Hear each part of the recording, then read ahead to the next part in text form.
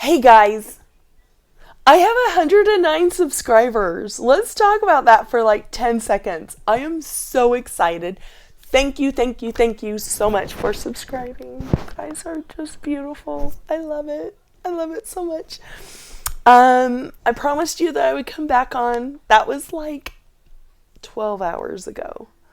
Obviously, I've been a little sun-kissed. Don't worry about me. After I've been in the sun for a few hours, I get red and then it turns into a tan. I don't peel, I don't blister, I get red and then I get dark. And that's just how my skin is. I get red and then it's dark, and then I get red and then it gets bronzy. So don't worry about that because it's not going to be like this next video. I won't be red anymore. I just will get bronze. That's just how my skin type is. So on Twitter, I posted a picture of my mom and my auntie, and I called it the Glamgrams. So if you are on Twitter, I am Dee Longrock or the Para Weirdo on Twitter, and you can find me and you can see that picture. And I just think it's a really cute picture. It was taken in a park here in the Salt Lake area. And a lot of you that live in the Salt Lake area, you'll know exactly where it's at. And it would be fun if you try to guess which park it is. If you are in the Salt Lake area or ever lived in Salt Lake, it would be kind of fun. It was a nice day. I really wanted to wake up earlier than I did and go pay tribute to our soldiers, so I wasn't able to. But, I want to thank all the soldiers. They've sacrificed our lives, and we don't give them enough credit. This country is a muck.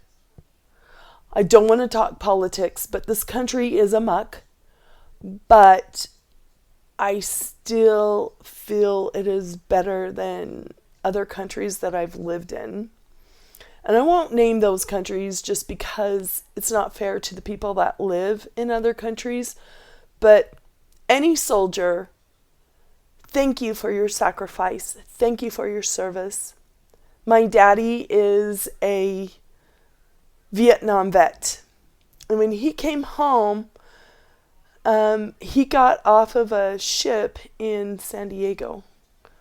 When he came home, he was spat on. He was not treated right at all.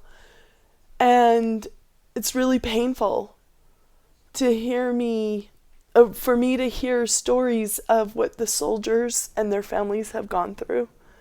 So I want to thank the soldiers that have passed away and that have fought for our freedoms, and thank you from the bottom of my heart. I come from a long line of military family, starting from even before the Revolutionary War, but Revolutionary War, I had ancestors that lived in Boston, and all the way down through, this terrible Civil War, and then World War I. I had a grandpa that great-grandfather that fought in World War I, and then his son, my grandfather, fought in World War II. And so it just goes on, and I think the soldiers, you young boys, I call you guys boys because you're 18 and old enough to be my son. Amazing. Thank you. And then you men that come back here and, God willing, safe. Amazing. So, my gratitude, my full gratitude is to our soldiers, and I want to thank you for that. I have just a soft place in my heart for you warriors. Okay, so I did that. And so I'm kind of winging it tonight. I don't have a script. I don't have anything to read from. But I wanted to tell you a story. This is a true story. And I'm telling you how the story came about to me. I can't name names because if I did, it would not help these people. So a long time ago, a family member of mine lived in Bulgaria.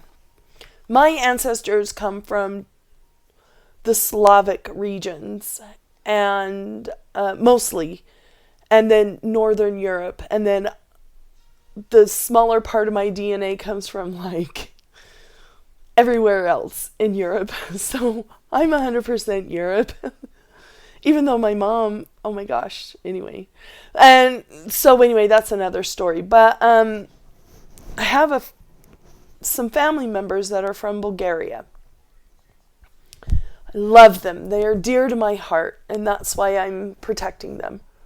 But I find this story really super fascinating. So let me start at the beginning. When I first got to know this family member, she is the matriarch of the family, and she has been through so much. When she was 8 years old, her father died. Then, World War I had just barely ended, but it never really ended for the people in Bulgaria. At that time, it was called Hungary, was not Bulgaria. And it was also parts of Romania. So Bulgaria happened I think after World War II. But anyhow, so she spoke a form of Hungarian. And she also spoke a dialect of Turkish because she's also a Balkan Turk. And so her father died when she was 8 years old. And then her mother died when she was 12 years old, so just 4 years later. After that, World War II broke out quite shortly after that. So within a couple of years. And it was her and her brothers. Oh, sorry. I was using my middle fingers to rub my eye. It was her and her older brothers that lived in their home alone together. Her father was a farmer, and he probably did other things too. Her mother taught her everything: how to cook, how to knit, how to sew, how to make bread, how to make food, how to make cheese. They made wine, just everything. And then her mother died. And then she had a really, really hard life, but she did live through World War II. She made it out alive. Her one brother, her oldest brother, had to fight in World War II, and he didn't want to. He was, for us, he was fighting for the Axis, but that was not his wish at all. I think he was only 16 or 17 when he was forced to join.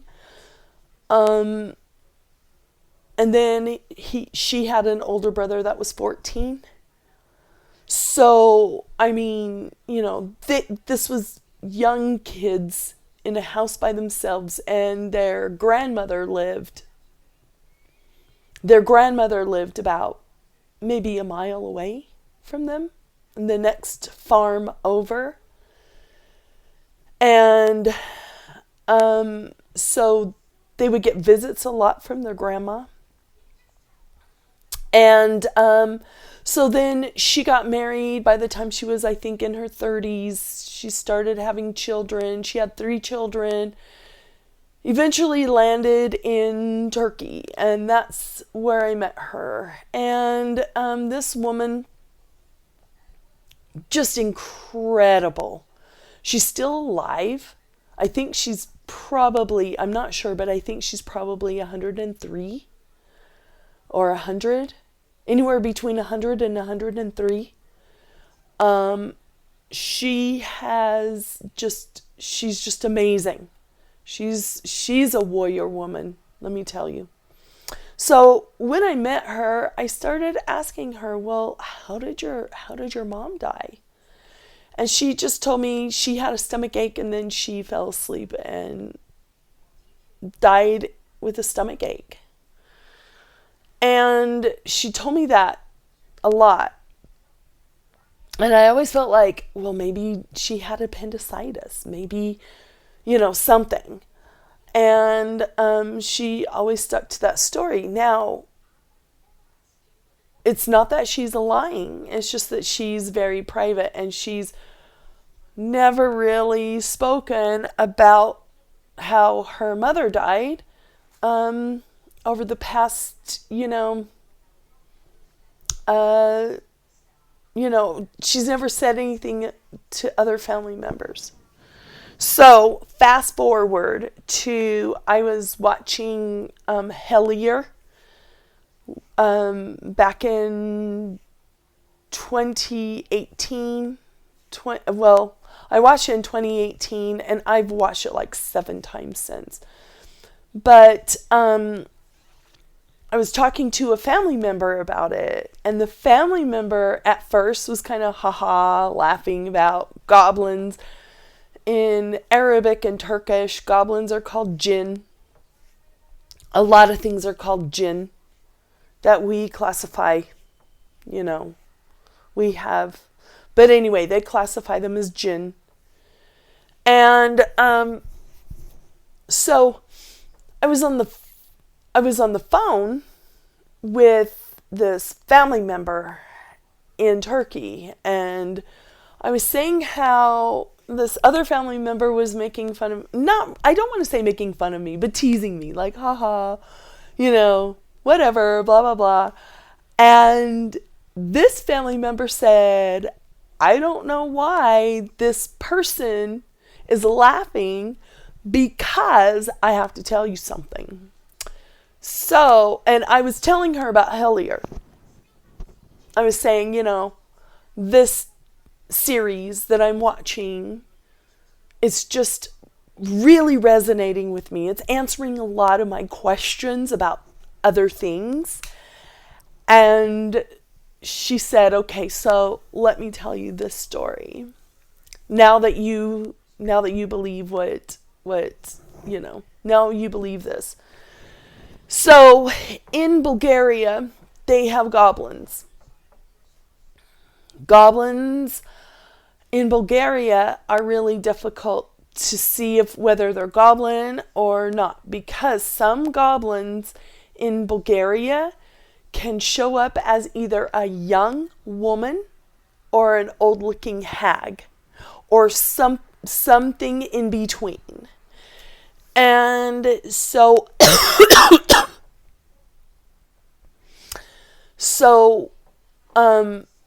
this family member was 12 years old, and her mother one day answered the door to someone who was presenting themselves, but her mother felt like that this person was not right in some way. And so she said, you need to go. I can't help you. I can't give you anything. You need to go. You need to leave the property. Now, imagine this young woman who has these 3 kids, has no husband. Husband died, 4 years earlier, 3.5 years earlier. and is scared herself, and she's trying to protect her children, trying to protect her property, and she has no man to help her. So she shooed this person away and said, you need to leave. And so this person immediately changed into a goblin and cursed her, cursed the mother of this family member. And so for months, she suffered nightmares, and she kept seeing this goblin in her dreams, and the goblin was torturing her, and the goblin was making her work. So she would wake up as though from dreams, as though she had been working. And the dreams were real. Her soul was slowly getting crushed by this goblin.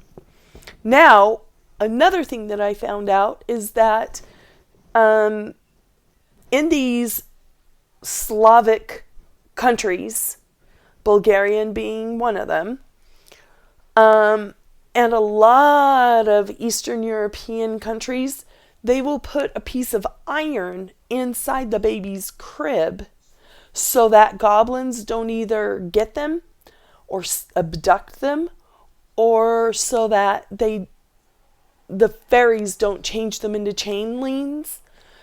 And iron is a known protector of some of these not good creatures that people say are mythological.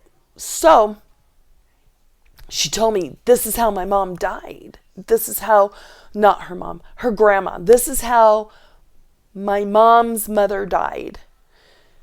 And I was like, oh my gosh, this answers a lot more questions. Well, then, knowing that, this family member was still learning English. And Prime Video just happens to have translations into all different languages. So I discovered that Hellier had been translated into the language that is the original language of this person that spoke. And so I put it on in the translation, and he's like, oh my gosh, now I know what you're talking about. And anyway, so I found that really, really interesting. And then today I was talking to my auntie that I went with her. She has all of these stories in her life about all kinds of para-weird. And she's like, I want you to tell my stories, but I don't want my name mentioned, even though I put a picture of her on Twitter. She doesn't understand that stuff, so she doesn't have a Twitter account, thank goodness.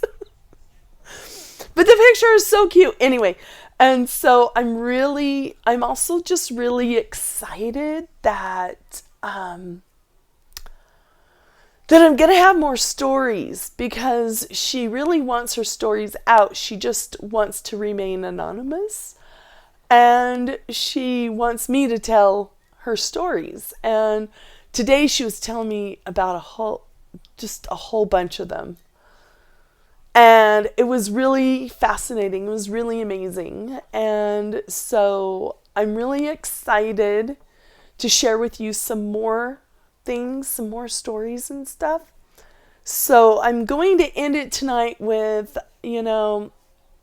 I'm so happy that you guys have decided to subscribe to me. I'm so thrilled, and I just feel so much gratitude and overwhelmed happiness feelings that you guys have chosen to come here and listen to me. You don't have to watch me the whole 15 to 20 to 30 minutes, sometimes even 45 minutes.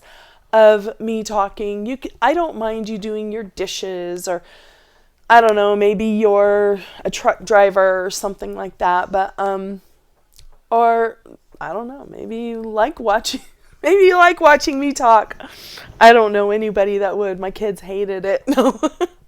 But I want to thank you guys for subscribing, for coming on, for watching these. Even those who are not subscribed, thank you so much for returning. I hope you guys eventually will decide that I earned your subscription. I don't have anybody backing me up. I don't sell anything on here. I don't ask for anything. If you guys have any stories that you want to be shared, I am more than happy to, to share your story.